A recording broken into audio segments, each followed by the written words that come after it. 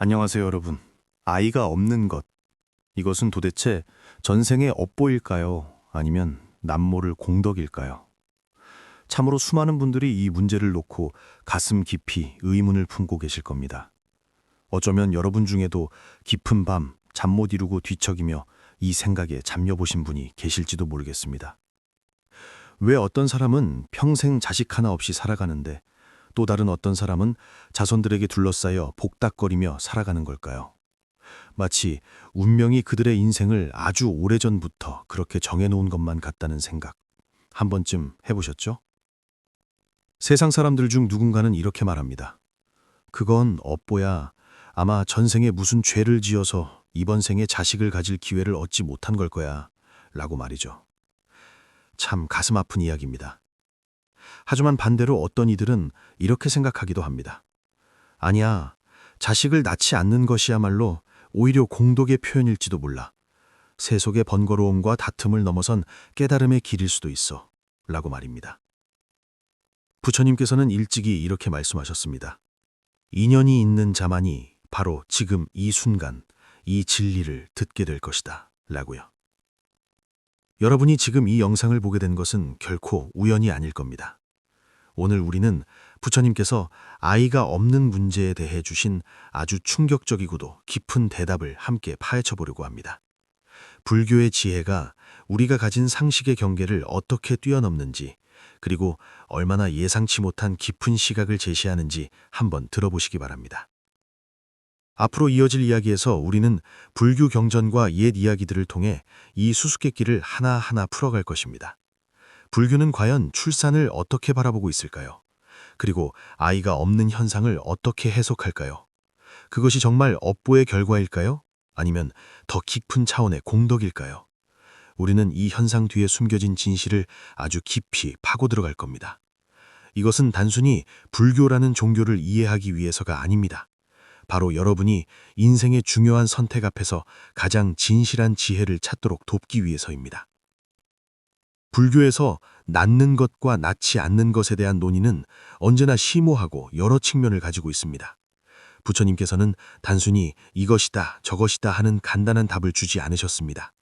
대신 아주 깊은 가르침을 통해 우리가 모든 생명 현상 뒤에 있는 진리를 스스로 생각하도록 이끌어 주셨죠. 불교에서 말하는 업이라는 것은 단순히 원인이 있으면 결과가 있다는 일차원적인 이야기가 아닙니다. 그것은 훨씬 더 깊은 우리 내면의 정신 상태, 그리고 마음의 변화와 관련이 있습니다. 인류가 생존하고 대를 잇는 자연스러운 행위인 출산, 그 이면에는 혹시 더 깊은 뜻이 숨겨져 있지 않을까요? 이 문제는 불교 경전에서도 꽤 비중 있게 다뤄지는 주제입니다. 불교의 가장 핵심적인 사상 중 하나가 바로 무상, 즉 영원한 것은 없다는 것인데, 이것은 출산과 아주 밀접하게 연결되어 있습니다. 태어남, 죽음, 가족 간의 정, 사랑, 재물 등 모든 생명 현상은 끊임없이 변화합니다. 개인이 아이를 가졌든 가지지 못했든 그 현상 자체는 영원히 고정된 것이 아니라 변화의 결과물일 뿐입니다. 불교가 강조하는 이 무상의 이치는 우리가 이 문제를 전혀 다른 각도에서 보게 만듭니다. 모든 생명이 존재하고 사라지는 것은 수많은 인연이 합쳐진 결과라는 것이죠. 그렇다면 부처님은 구체적으로 아이가 없는 현상을 어떻게 보셨을까요? 경전에는 아주 중요한 가르침이 하나 있습니다. 태어남도 없고 멸함도 없으며 있는 것도 아니고 없는 것도 아니다 라는 구절입니다. 이 말씀은 부처님께서 생명의 본질을 얼마나 깊이 꿰뚫어보고 계신지를 보여줍니다. 생명은 단순히 육체가 태어나고 죽는 것이 아니라 다양한 형태로 그 모습을 드러내는 과정이라는 것입니다. 이 가르침은 우리가 자식을 낳을지 말지를 고민할 때 아주 큰 깨달음을 줍니다. 낳고 안 낳고의 현상은 그저 인연이 모여서 잠시 나타난 모습일 뿐, 있다거나 없다는 그 겉모습 뒤에는 고정된 실체가 없다는 것입니다. 그저 겉모습과 변화만이 있을 뿐이죠. 부처님의 가르침 중에는 무욕, 즉 욕심 없음이라는 이상향이 있습니다. 여기서 욕심이 없다는 건 본능적인 욕구를 억지로 억누르라는 뜻이 아닙니다. 마음이 세속적인 삶에 대한 집착과 의존을 초월한다는 뜻입니다. 사람이 마음속 깊은 곳에서 이러한 욕망의 본질을 꿰뚫어 볼 때 더 이상 자녀 문제에 대해 집착하지 않게 됩니다. 오히려 그 안에서 무상함과 비어있음, 즉 공성을 보게 되는 것이죠. 동시에 불교는 업력이 생명의 윤회를 이끄는 힘이라고 봅니다. 하지만 이 업력은 단순히 좋고 나쁨으로 나뉘는 게 아닙니다. 우리가 일생 동안 짓는 모든 행동, 생각, 말, 의도를 다 포함하는 것입니다. 그렇기 때문에 불교의 눈으로 볼 때 아이가 없는 사람이 반드시 전생의 죄나 업보 때문에 그런 것은 아닙니다. 오히려 불교는 모든 것이 인연이 모인 결과라고 봅니다. 심지어 자식이 있는 사람이라 할지라도 그들의 생명 가치가 오직 자식의 존재에만 의존하는 것은 아닙니다. 진정한 업력의 발현은 각자가 수행을 통해 어떻게 마음속의 욕망과 집착을 바꾸고 더 높은 깨달음으로 나아가느냐에 달려 있습니다. 혹시 여러분은 지금 이렇게 생각하고 계실지 모르겠습니다. 부처님의 그런 가르침이 바쁜 현대인에게 무슨 실질적인 의미가 있나? 아이가 없으면 그냥 짐이 없는 건가? 아니면 말로 표현할 수 없는 공덕인 건가? 바로 이것이 우리가 지금부터 더 깊이 파고들 내용입니다. 부처님의 가르침은 그저 이론적인 토론이 아닙니다. 우리가 인생의 모든 선택과 평화롭게 공존하는 법을 알려주는 것입니다. 무상, 무욕, 그리고 업력을 이해함으로써 우리는 과연 나만의 진짜 지혜와 답을 찾을 수 있을까요? 자, 이제 이 주제의 깊은 의미를 밝히기 위해 아주 오래된 불교 이야기 하나를 들려드리겠습니다. 호기심을 가지고 들어주세요. 답은 어쩌면 이 이야기 속에 숨겨져 있을지도 모릅니다. 부처님의 제자 중에 아난다라는 분이 계셨습니다. 부처님의 사촌 동생으로 총명하고 기억력이 뛰어나 부처님의 사랑과 가르침을 많이 받았던 제자입니다.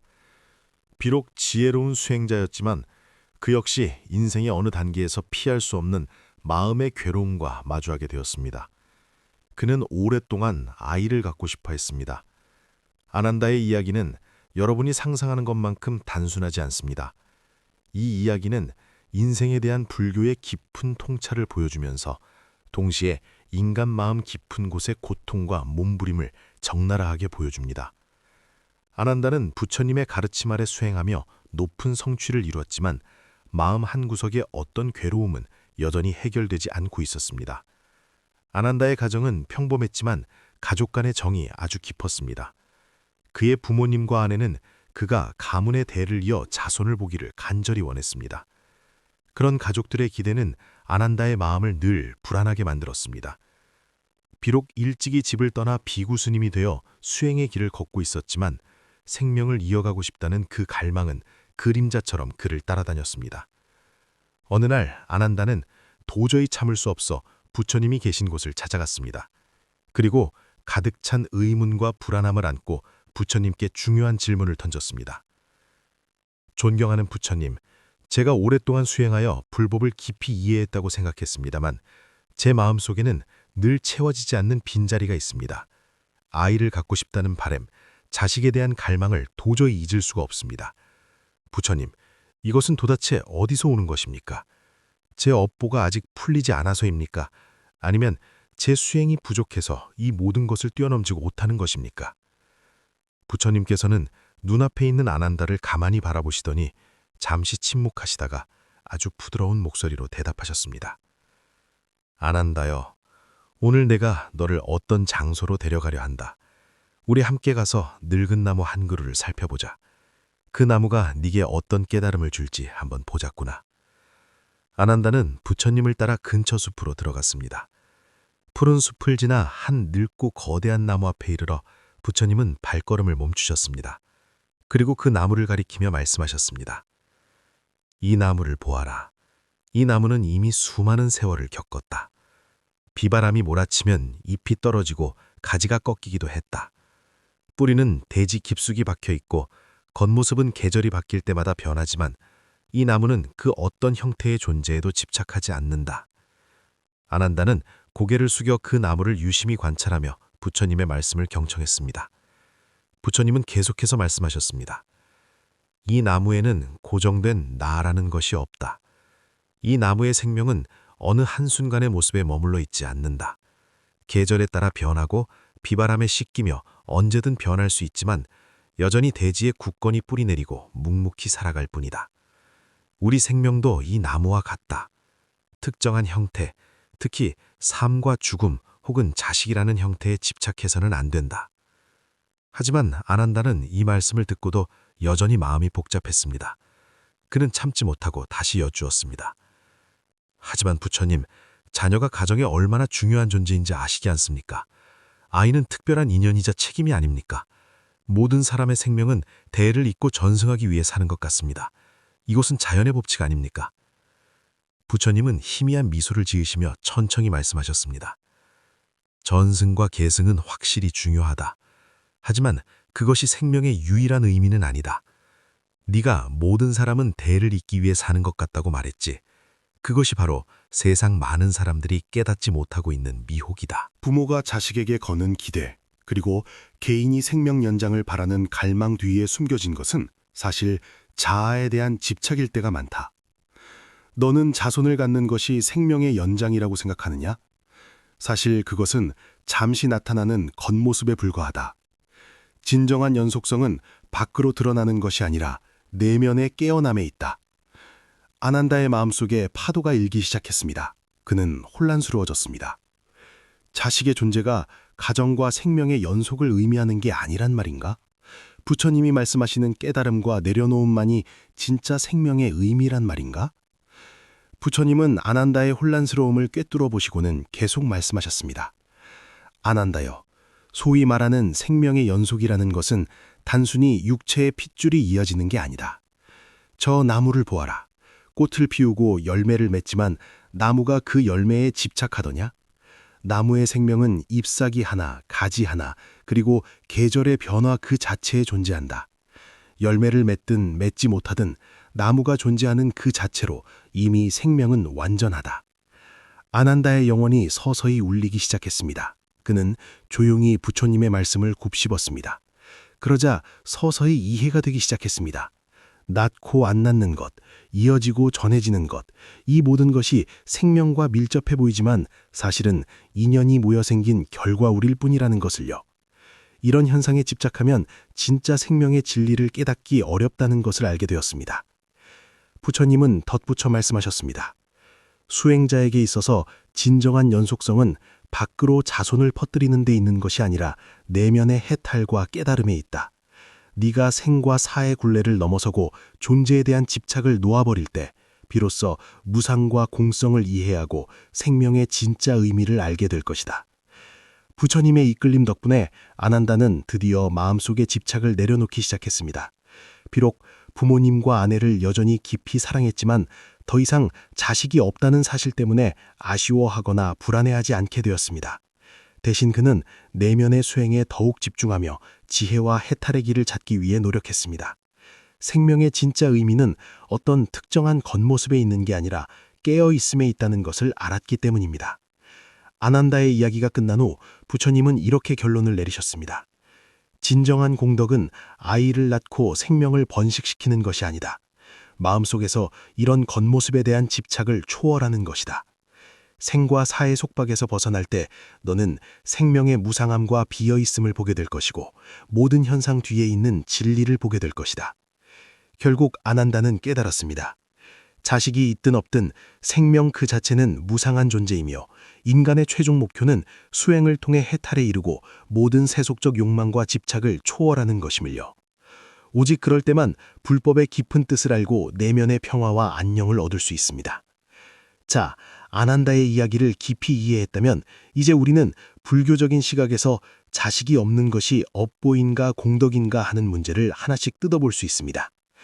불교의 핵심 개념인 인연법을 확실히 해야 합니다. 부처님께서는 모든 법은 인연으로 생기고 모든 법은 인연으로 멸한다고 하셨습니다. 이 말씀은 아주 중요한 진리를 보여줍니다. 우리 삶의 모든 현상, 즉 태어남, 생명의 연속, 죽음, 고통, 해탈, 이런 것들은 결코 혼자서 뚝 떨어져 존재하는 게 아닙니다. 수많은 인연과 요인들이 서로 얽히고 설키며 작용한 결과입니다. 인연법은 우리가 모든 현상을 바라보는 기본이자 낳고 안 낳는 것 뒤에 숨겨진 깊은 뜻을 이해하도록 도와줍니다. 불교 교리에는 절대적인 옳고 그름이 없습니다. 오직 인연이 있을 뿐입니다. 인연의 관점에서 보면 자녀를 낳는 것도 낳지 않는 것도 모두 인연이 합쳐진 결과입니다. 여러분이 이번 생에 자녀가 있을 수도 없을 수도 있습니다. 하지만 그건 어떤 무시무시한 업보나 대단한 공덕이 직접 결정한 게 아니라 여러분의 이번 생의 인연이 그렇게 결정된 것입니다. 부처님 말씀처럼 모든 것은 인연이 만든 것입니다. 여러분이 이 세상에 존재하는 것, 여러분의 가정, 여러분이 겪는 모든 일은 일련의 인연들이 모인 것이지 단순히 선이다 악이다라고 딱 잘라 말할 수 없는 것입니다. 다음으로 무상의 개념을 살펴봅시다. 부처님의 무상 사상은 우리가 생과 불생, 즉 낳고 안 낳고를 이해하는 또 다른 중요한 열쇠입니다. 무상은 만물이 끊임없이 변한다는 뜻입니다. 어떤 고정된 상태도 찰나이며 지나가는 것입니다. 따라서 불교는 자식이 없는 상태 또한 무상하다고 봅니다. 그것은 영원히 변치 않는 사실이 아니라 생명의 과정 중 한 부분일 뿐입니다. 자식이 없다는 사실이 영원한 결핍을 의미하는 것도 아니고 우리가 해탈로 가는 길을 막지도 않습니다. 불교에서 무상은 슬픈 일이 아닙니다. 오히려 정반대입니다. 우리에게 무한한 희망을 줍니다. 무상하기 때문에 어떤 공경이나 집착, 고통에서도 벗어날 수 있고 어떤 결핍에서도 진정한 의미를 찾을 수 있습니다. 아이가 없는 수행자에게 이것은 부족함이나 모자람이 아니라 공성의 표현일 수 있습니다. 불교에서 말하는 공성, 즉 비어있다는 성질은 아무것도 없다는 뜻이 아닙니다.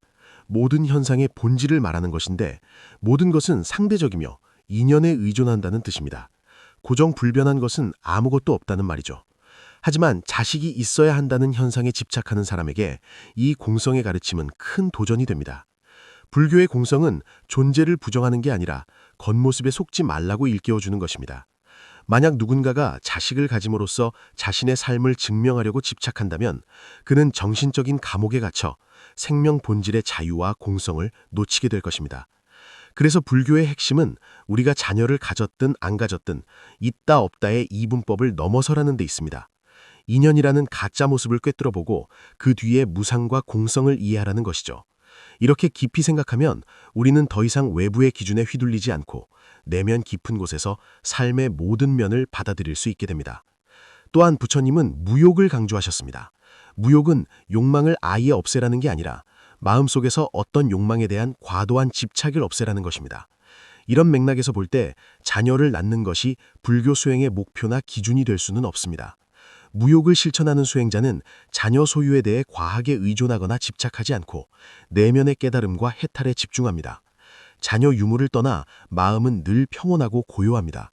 왜냐하면 이미 외부 욕망에 대한 의존을 넘어섰기 때문입니다. 무욕의 관점에서 보면 아이를 낳지 않는 것은 결코 부정적인 일이 아닙니다. 어쩌면 수행자가 세속적인 욕망에서 벗어나 자유를 얻었다는 증거일 수도 있습니다. 수행자에게 있어 생사와 대를 잇는 굴레에서 벗어나는 것이야말로 가장 큰 공덕일 수 있으니까요. 종합해보면 불교의 관점에서 낳고 안 낳고는 단순한 업보나 공덕이 아닙니다. 그저 인연의 표현일 뿐입니다. 중요한 건 어떻게 이 모든 겉모습을 초월하여 마음의 깨달음과 평온에 도달하느냐 하는 것입니다. 이것이 불교의 진짜 지혜입니다. 자, 이제 이 지혜를 구체적으로 어떻게 실천할지, 그리고 현실 생활에서 어떻게 적용하여 진짜 깨달음과 해탈을 얻을지 더 깊이 이야기해 보겠습니다. 앞서 우리는 인연법, 무상, 공성을 통해 생명의 본질이 흐르고 변한다는 것을 이해했습니다. 이제 불교가 어떻게 현대 생활 속의 고민을 돕는지 살펴봅시다. 불교 가르침의 깊이는 이론에 그치지 않고 우리 삶 속의 혼란과 도전을 다시 보게 만든다는 데 있습니다. 아이가 없는 문제에 대해 부처님의 가르침은 겉모습을 넘어서는 시각을 줍니다. 더 높은 차원에서 이 현상을 이해하게 되면 결국 우리 삶의 모든 선택에 영향을 주고 마음의 평화와 지혜를 가져다 줍니다. 첫째, 업력과 선택에 대한 문제입니다. 모든 선택은 인연의 결과입니다. 불교의 핵심 중 하나가 업력인데 사람의 일생은 우연이 아니라 전생의 업력에 의해 형성된다고 합니다. 하지만 업력은 단순히 행동뿐만 아니라 깊은 사상과 의도에도 영향을 미칩니다. 그러니 자식이 있고 없고는 단순한 업보나 공덕이 아니라 전생 인연의 결과입니다. 인연이 모이면 만법이 생겨난다는 부처님 말씀처럼요. 하지만 불교는 우리가 과거의 인과에 묶여 꼼짝 못한다고 보지 않습니다. 반대로 수행과 깨달음은 변화에 힘을 줍니다. 수행을 통해 우리는 자신의 업력을 바꾸고 새로운 선택의 공간을 얻을 수 있습니다. 그러니 자녀를 낳을지 말지도 개인의 현재 선택과 인연에 달린 것입니다. 지금 자녀가 없다고 해서 그걸 무조건 업보라고 생각하지 마십시오. 미래는 수행으로 바꿀 수 있습니다. 이것이 불교가 일반적인 운명론과 다른 점입니다. 생명의 모든 선택은 인연과 자유의지가 섞인 결과입니다. 누구나 노력과 깨달음을 통해 과거의 속박에서 벗어나 진정한 해탈로 갈 수 있습니다. 이걸 이해하면 자녀 문제에 대해 업보인가 공덕인가 하는 흑백 논리에서 벗어나 더 명확하게 자신을 볼 수 있습니다. 돈째, 무욕의 지혜로 겉모습에 대한 집착과 불안을 넘어서야 합니다. 앞서 말했듯 무욕은 욕망 자체가 아니라 집착을 내려놓는 것입니다. 욕망 자체가 나쁜 건 아니지만 강하게 집착하면 마음의 짐이 되고 고통과 불안을 가져옵니다. 자녀를 원하는 분들에게 부처님 가르침의 열쇠는 바로 무욕입니다. 많은 분들에게 출산은 인생의 중대 과제이자 자기 정체성의 일부입니다. 하지만 불교는 진정한 자유가 낳고 안 낳고를 내려놓는 데서 온다고 가르칩니다. 자녀를 통해 내 삶의 의미를 증명할 필요도 없고 출산 여부를 반드시 해결해야 할 문제로 볼 필요도 없습니다. 자녀가 있든 없든 마음속에서 출산에 대한 집착을 넘어설 때 여러분은 훨씬 자유롭고 편안해질 것입니다. 수행의 핵심은 바깥 세상이 바뀌는 게 아니라 내 마음이 바뀌는 것입니다. 자녀 문제에 집착하지 않으면 마음이 고요해지고 삶이 더 충실해지는 것을 발견하게 될 것입니다. 셋째, 깨달음과 해탈은 외부 기준에 의존하지 않습니다. 불교는 자식이 없다고 불완전하다고 하지 않습니다. 중요한 건 깨달음입니다. 깨달음은 세속의 기준에서 벗어나 외부 사물로 내 가치를 재지 않는 것입니다. 수행자에게 자녀 유무는 깨달음을 얻거나 해탈로 가는데 결정적인 요소가 아닙니다.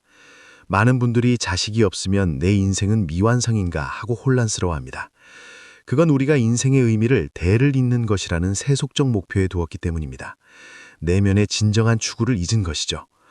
불교는 인생의 의미가 외부 기준이 아니라 내면의 청정함과 깨어남에서 온다고 말합니다. 생사를 꿰뚫어보고 겉모습을 넘어설 때 우리는 비로소 깨달음의 길에 들어섭니다. 넷째, 공성과 무상을 통해 모든 변화를 받아들이십시오. 공성과 무상은 아이가 없는 상황을 이해하는 중요한 도구입니다. 공성은 없다는 게 아니라 모든 게 상대적이고 고정된 자아가 없다는 뜻입니다. 부처님 말씀대로 모든 법은 자성이 없고 인연이 모인 것이라. 즉 자녀의 유무는 생명의 일시적인 현상일 뿐 생명의 의미의 핵심이 아닙니다. 어떤 집착이든 우리를 길 잃게 만듭니다. 자녀 유무에 너무 집착하면 그것을 절대적인 기준으로 삼아 고통과 불안에 빠집니다. 무상의 이치는 모든 현상이 시간이 지나면 변한다고 알려줍니다. 영원한 건 없습니다. 우리는 모든 변화와 무상을 받아들이고 매 순간이 인연의 결과임을 이해해야 합니다. 그러면 자녀가 있든 없든 마음의 평온과 자유를 유지할 수 있습니다. 낳든 안 낳든 그건 짧은 현상이고 우리 내면이 영원한 수행의 목표니까요. 지금까지 우리는 불교적 관점에서 아이가 없는 문제를 철학적으로 분석했습니다. 이것은 단순한 업보나 공덕이 아니라 인연, 무상, 공성의 표현입니다.